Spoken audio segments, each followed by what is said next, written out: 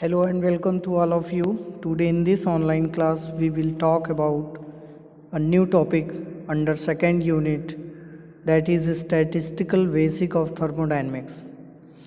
Under first paper, that is relativity and statistical physics. So let's start our today's topic, in which first of all we will talk about introduction of statistical basic of thermodynamics, in which we take some basic concepts like what is system, surrounding, universe, boundaries, thermodynamics, microscopic and macroscopic systems, open, closed, isolated, etc.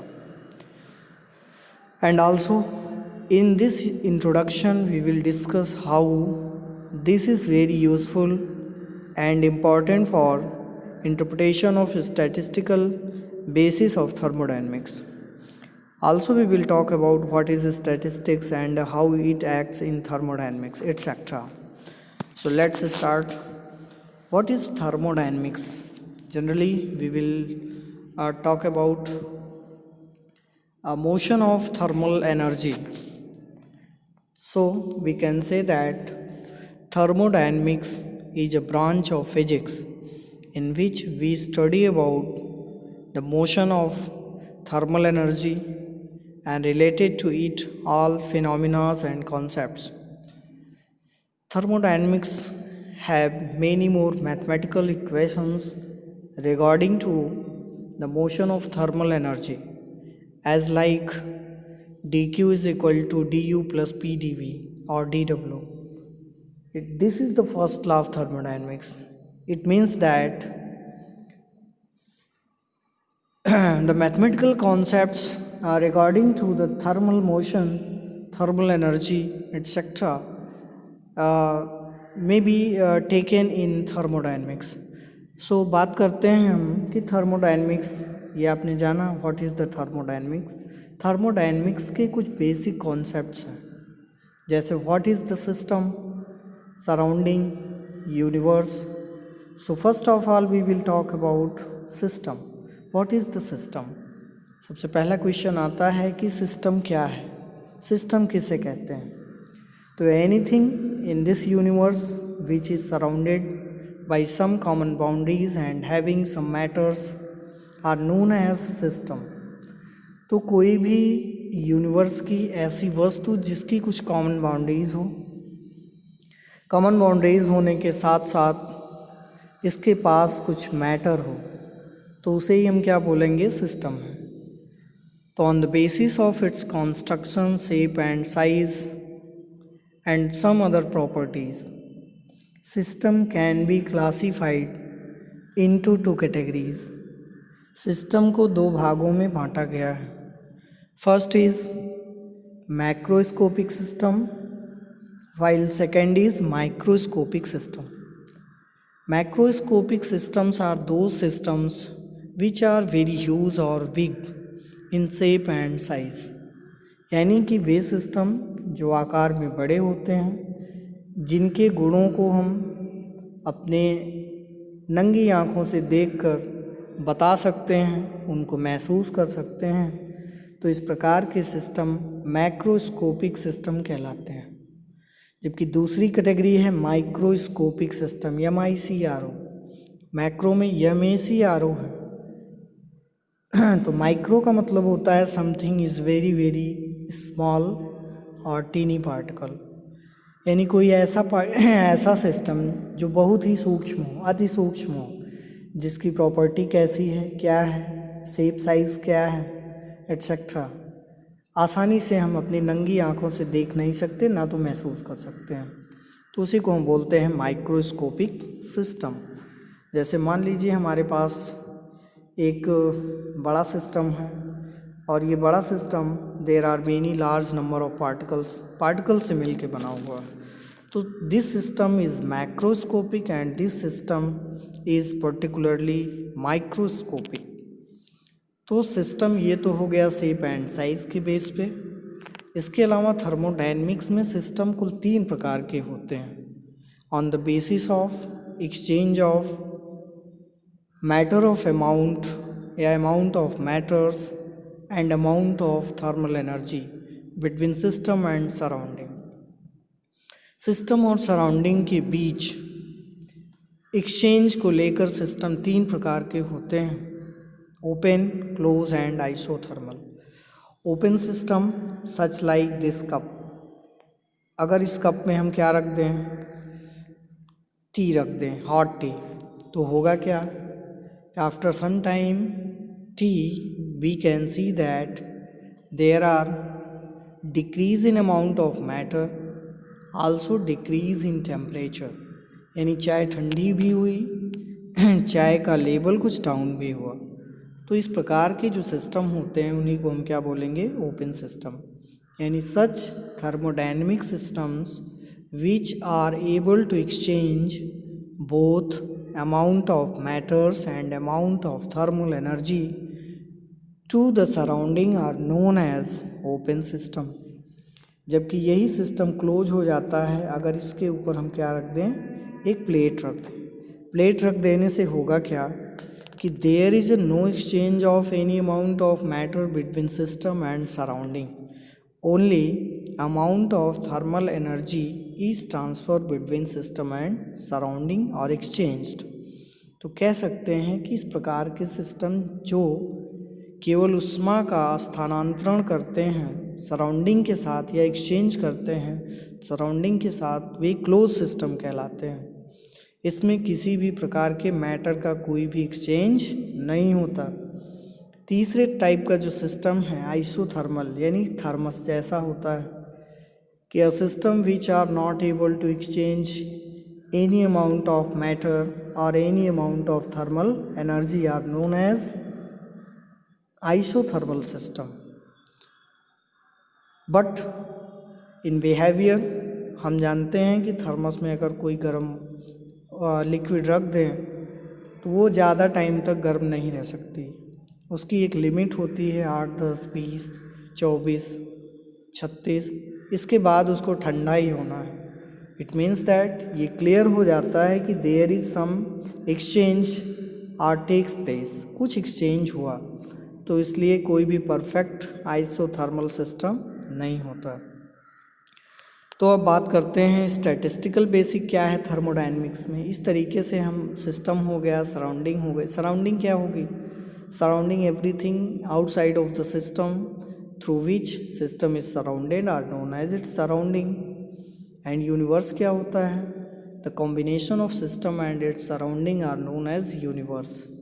Small level पे देखें तो system के साथ साथ उसकी surrounding उसके universe को create करती है। लॉन्ग लेवल पे देखें तो जैसे अर्थ क्या है? Earth is also system, sun, moon etcetera. इसके साथ इसकी सराउंडिंग घिरी हुई है, तारे हैं और सारी चीज़ें हैं। तो जिन सब का जो मेल होगा, कॉम्बिनेशन होगा, दैट इज़ यूनिवर्स। अब यहाँ पे स्टैटिस्टिकल इंटरप्रिटेशन थर्मोडायनेमिक्स का रिलेटिविटी में क्या है, स्टैटिस्टिकल फिजिक्स में क्या है? जनरली वी नो दैट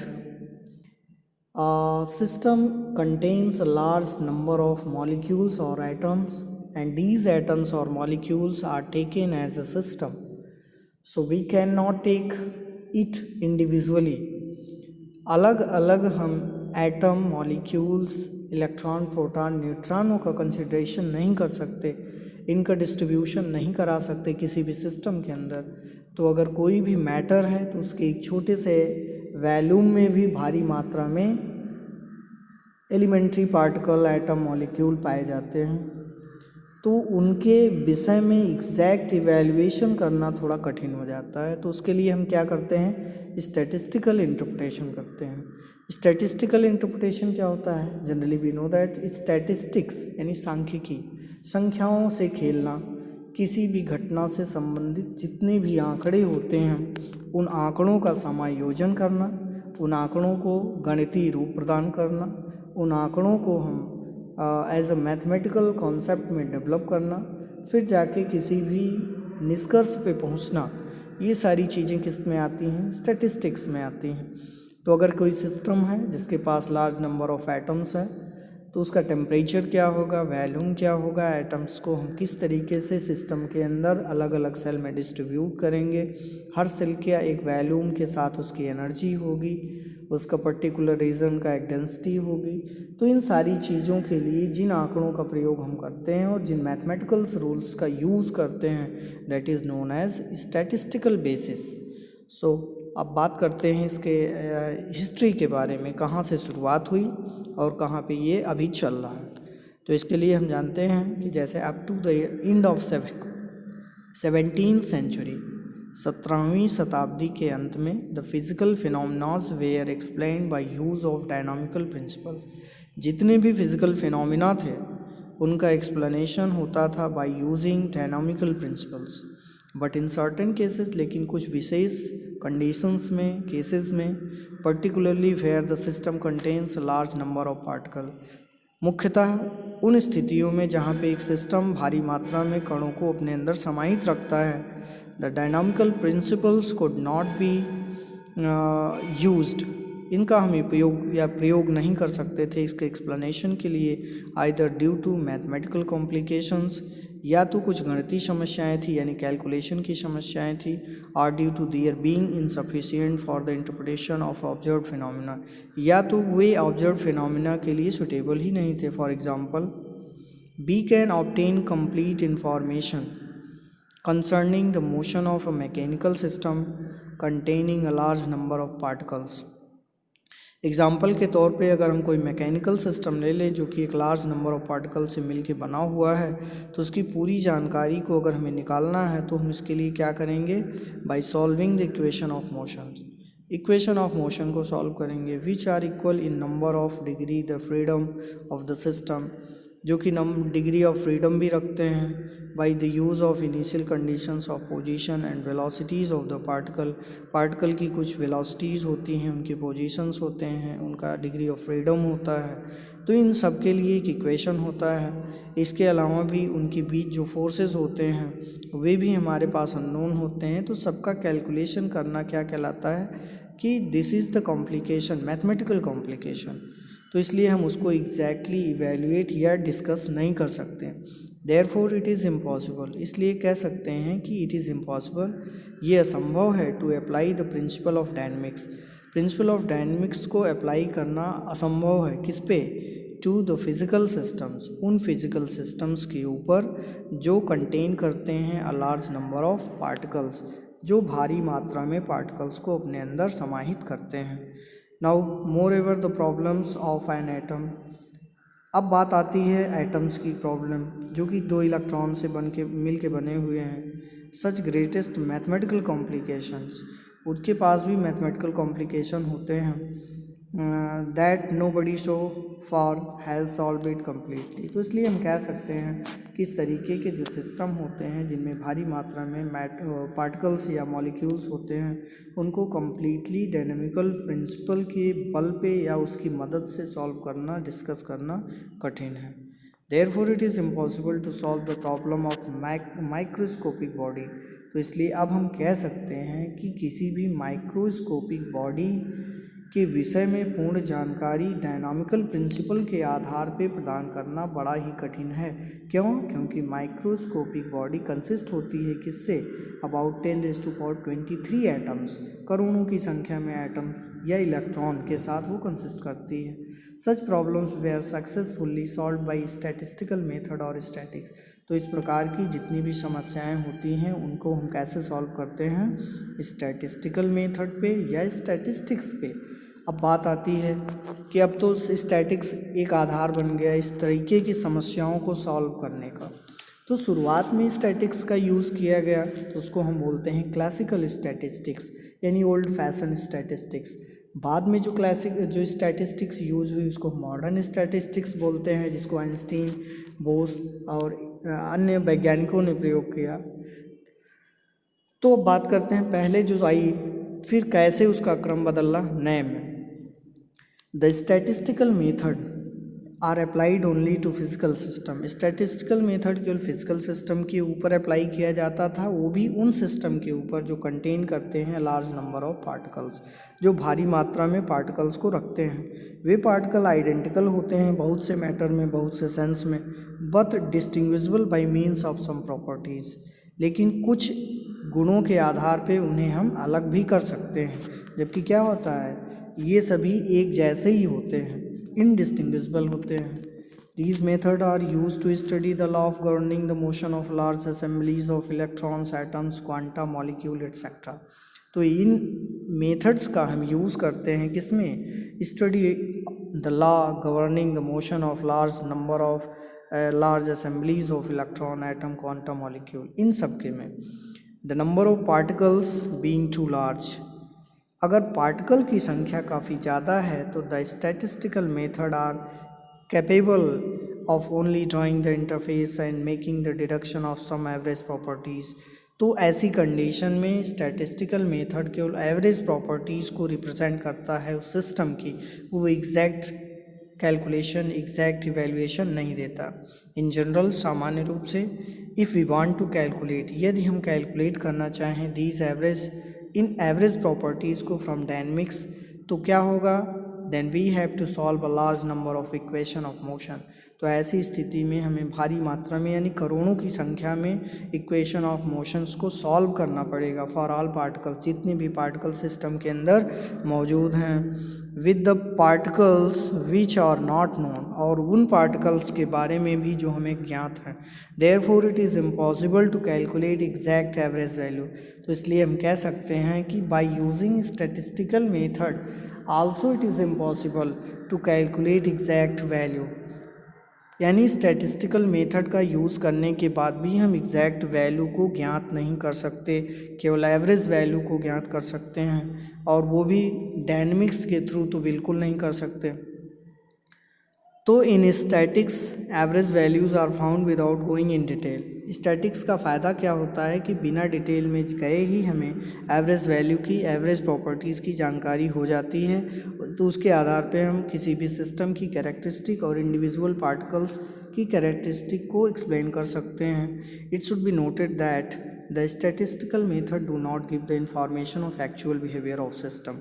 यानी ये बात हमें ध्यान में रखनी चाहिए कि जो स्टैटिस्टिकल मेथड हैं वे कभी भी किसी भी सिस्टम की एग्जैक्ट या एक्चुअल बिहेवियर की जानकारी नहीं देते हैं, बट क्या देते हैं? दैट द ग्रेटेस्ट पॉसिबिलिटी, भावी संभावनाएं, प्रबल संभावनाएं देते हैं, और वे संभावनाएं सत्य भी होती हैं।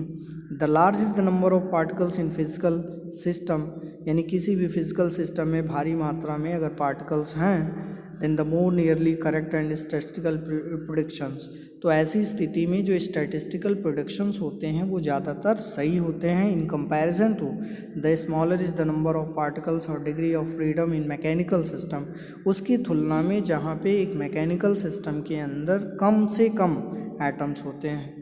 So from the size of Avogadro number, Avogadro number की खोज हो जाने के बाद ये हमें जानकारी हो गई कि एन नॉट की वैल्यू ये होती है, दैट इज़ 6 × 10⁻26 पर kg मोल। यानी भारी मात्रा में एटम स्थिर पाए जाते हैं किसी छोटे से पार्ट में। It is clear that even a small volume of the matter, तो इससे ये क्लियर हो जाता है कि किसी भी मैटर की स्मॉल वैल्यूम में भी भारी मात्रा में मॉलिक्यूल्स पाए जाते हैं। ओबियसली इट इज़ इम्पॉसिबल, सामान्य रूप से ये भी असंभव है to follow the motion of all individual molecule. अलग अलग मॉलिक्यूल्स के लिए इक्वेशन ऑफ मोशन या लॉ ऑफ मोशन को डिड्यूस करना बड़ा ही कठिन है। But the situation is ideal, लेकिन ये स्थिति जो है आइडियल हो जाती है किसके लिए? For the application of statistical method. Statistical method के लिए ये सारी स्थितियाँ बड़ी ही अनुकूल हो जाती हैं या आदर्श हो जाती हैं। Before the advent of quantum theory, quantum theory की खोज के पहले जो मैक्सवेल, बोल्ट्जमैन, गिब्समैन एटसेट्रा, ये सारे वैज्ञानिक जिन स्टैटिस्टिक्स का यूज़ करते थे उसको हम क्या बोलते हैं? क्लासिकल स्टैटिस्टिक्स या मैक्सवेल बोल्ट्जमैन स्टैटिस्टिक्स। बाद में क्या आया? The classical statistics successfully explain many observe phenomena. शुरुआत का जो क्लासिकल स्टैटिस्टिक्स था वो लाइक टेम्परेचर, प्रेशर, एनर्जी, ये सारे जो फिनोमिना थे इनको बखूबी इसने एक्सप्लेन किया, but could not explain adequately several other experimental observe phenomena. लेकिन ये बहुत सारे एक्सपेरिमेंटल फिनोमिना ऐसे थे जैसे black hole radiation, black body radiation, specific heat, low temperature, ये सारे जो फिनोमिना थे These cannot be solved by using classical statistics or Maxwell-Boltzmann statistics. So for explaining these phenomena, जब ये phenomena इस पुरानी वाली क्लासिकल स्टैटिस्टिक्स से यूज़ सॉल्व नहीं हो सके तो उसके लिए न्यू अप्रोचेज इंट्रोड्यूस किए गए, किसके द्वारा? By Bose, Einstein, Fermi and Dirac, which made the use of new quanta, idea of discrete exchange of energy between system, और जो हमें क्या प्रदान करता है? New quantum ideas of discrete exchange of energy between the systems. और इस नई स्टैटिस्टिक को भी दो भागों में बांट दिया गया, एक तो फोटान्स के लिए, दूसरा एलिमेंट्री पार्टिकल के लिए। तो जो फोटान्स के लिए स्टैटिस्टिक्स यूज की गई that is Bose Einstein statistics, दूसरी जो एलिमेंट्री पार्टिकल के लिए यूज़ की गई that is Fermi Dirac statistics. Elementary particle बहुत सारे होते हैं, जैसे electron, proton, neutron, pi mesons, bosons etcetera, there are many elementary particles. तो ये हमारा क्या था? This is the basic introduction of statistical basic of thermodynamics. अब हम बात करेंगे कुछ स्टैटिस्टिकल बेसिक के क्लासिकल स्टैटिस्टिक्स के कुछ मैथमेटिकल कॉन्सेप्ट की, जैसे what is the probability, probability क्या होती है, प्रोबेबिलिटी कैसे हम यूज़ करेंगे in the distribution of a large number of atoms और पार्टिकल्स इन अ सिस्टम, इन सारी चीज़ों के बारे में। So thank you, we will talk about a new topic in new video. Thank you.